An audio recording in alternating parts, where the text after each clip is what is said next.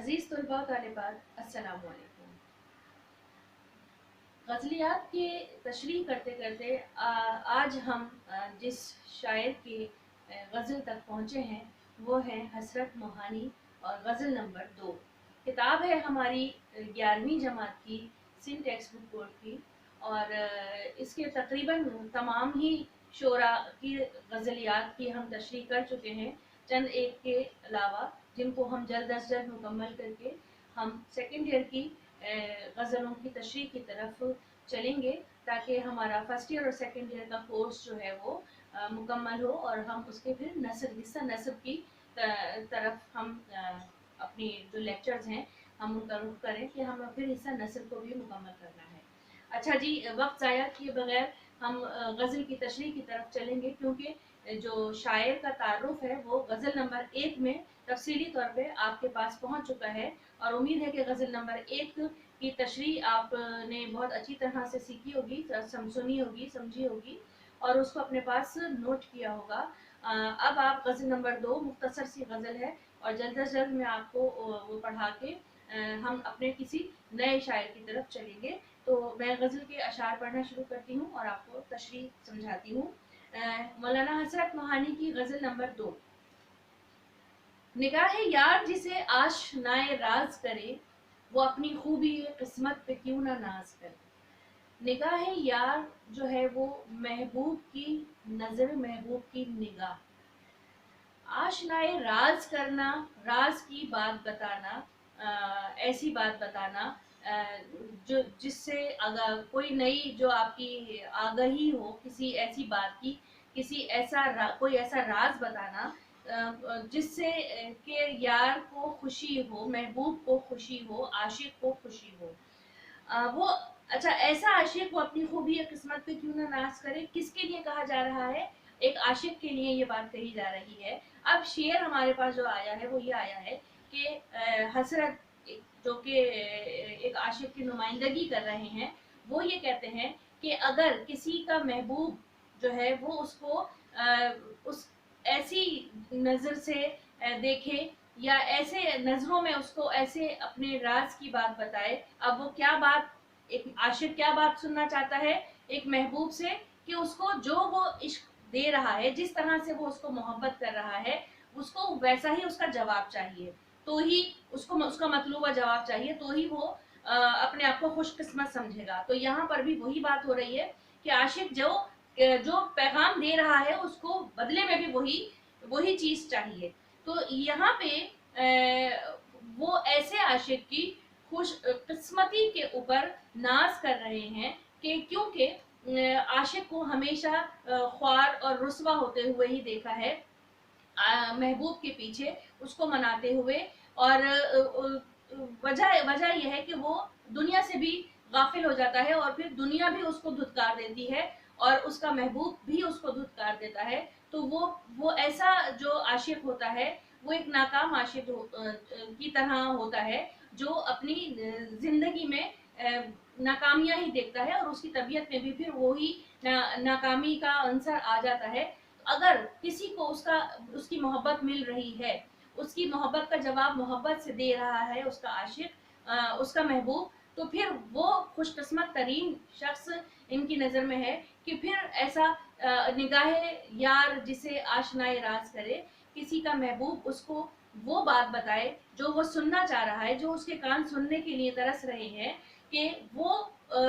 اس کا محبوب بھی اپنے عاشق کے عشق میں اسی طرح سے گرفتار ہو چکا ہے جس طرح سے عاشق جذبات رکھتا ہے اپنے دل میں۔ تو پھر ایسے محبوب کی خوش قسمتی کے اوپر کوئی ناز کیوں نہ کرے، کیونکہ ایسے خوش قسمت لوگ بہت کم ہوتے ہیں جن کو ان کا عشق مل جائے، جو اپنی محبت کو پالے۔ اگلی شعر کی طرف ہم چلتے ہیں۔ دلوں کو فکر دو عالم سے کر دیا آزاد، تیرے جنوں کا خدا سلسلہ دراز کرے۔ کس کے جنوں کا؟ تیرے جنوں کا، یعنی کہ اپنے محبوب کو مخاطب کر کے کہہ رہے ہیں کہ دلوں کو فکر دو عالم سے کر دیا آزاد۔ جو عشق میں گرفتار ہوتا ہے، جو کسی کی محبت میں پاگل ہو جاتا ہے، اس کے اوپر دیوانگی طاری ہو جاتی ہے، तो वो फिर दुनिया के किसी भी काम में दिलचस्पी नहीं लेता, उसको दुनिया से कोई दिलचस्पी नहीं होती, और दुनिया वाले भी उसको छोड़ देते हैं, उसको उसके हाल पे छोड़ देते हैं। तो इसका मतलब ये हुआ कि फिक्र दो आलम यानी दुनिया के जो भी काम है, जो भी उसकी ज़रूरतें हैं, वो उनसे भी जाता है। तो और उसके लिए सिर्फ और सिर्फ एक ही चीज़ की तलब होती है कि जिसको वो चाह रहा है, अपने महबूब ही की तलब और उसकी ही को खुश करने में वो लगा रहता है। तो ऐसा जो शख्स है, इनके नज़दीक ये अच्छा है कि किसी की मोहब्बत में गिरफ्तार हो जाओ तो दुनिया की मोहब्बत से तुम दुनिया की मोहब्बत में नहीं पड़ोगे, दुनिया की मोहब्बत से आज़ाद हो जाओगे। और अल्लाह ने भी यही कहा है कि दुनिया की मोहब्बत में ना पड़ो। अब इस चीज़ को ये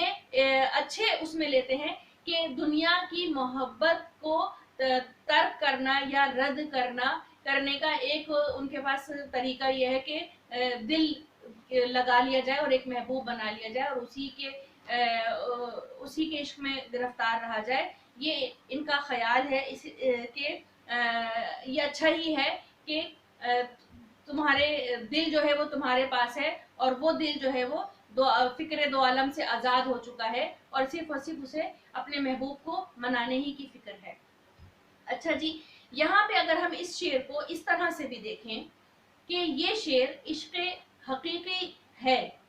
तो यहाँ पे जो महबूब है वो परवरदिगार की ज़ात है। और अगर कोई अपना दिल अपने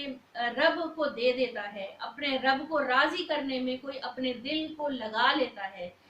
और अल्लाह की मानने में, अल्लाह की मर्जी पे चलने में अपनी ज़िंदगी लगा लेता है, तो भी वो दो आलम फिक्र दो आलम से आज़ाद है। तो यहाँ पे अगर हम महबूब जो है वो इश्क मजाजी के तौर पे रखते हैं, तो महबूब जो है वो दुनियावी हमारा महबूब है, और उसको पाने के लिए भी इंसान जो है वो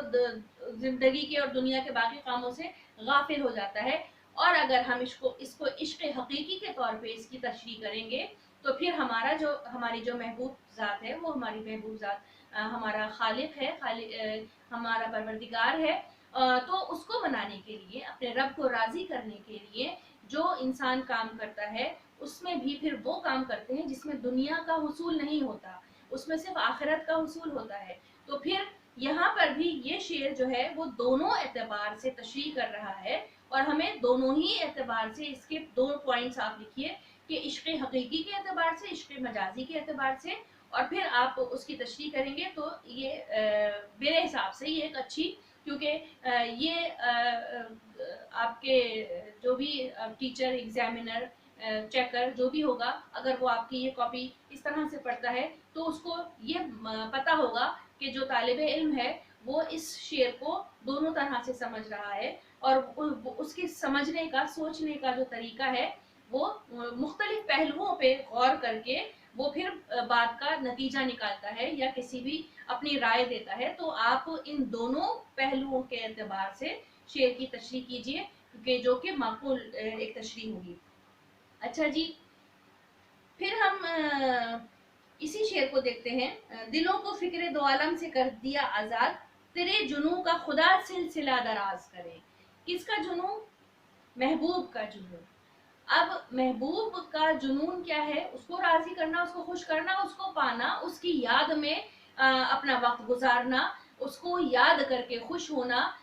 ये सारा ये जुनून की कैफियत है। इश्क का जब हद से गुजर जाए, इश्क जब हद से बढ़ जाए, तो वो जुनून में ही आता है, जिसमें इंसान जो है पहले तो दुनिया को भूलता है और फिर इस कैफियत में वो खुद को भी भूल जाता है, और उसके ऊपर उसका जो दिमाग, जो उसके एक चीज़ उसके दिलो दिमाग में मुसलसल दोहराई जा रही होती है, फिर वह उसी ख्याल में रहता है। तो जुनून का सिलसिला दराज होने का मतलब है कि उसी जुनून में जिंदगी गुजरती रहे, सिलसिला दराज होना, तवील तरीन होता रहे। इस जुनून से बाहर आने की ख्वाहिश नहीं है शायर की, इस जुनून से बाहर आने की किसी भी किस्म की कोई ख्वाहिश नहीं है। वो चाहता है कि इस जो कैफियत में, इस जो मोहब्बत में वो इतना ज़्यादा गिरफ्तार रहे कि वो दर्जात जो बुलंद होते हैं ना,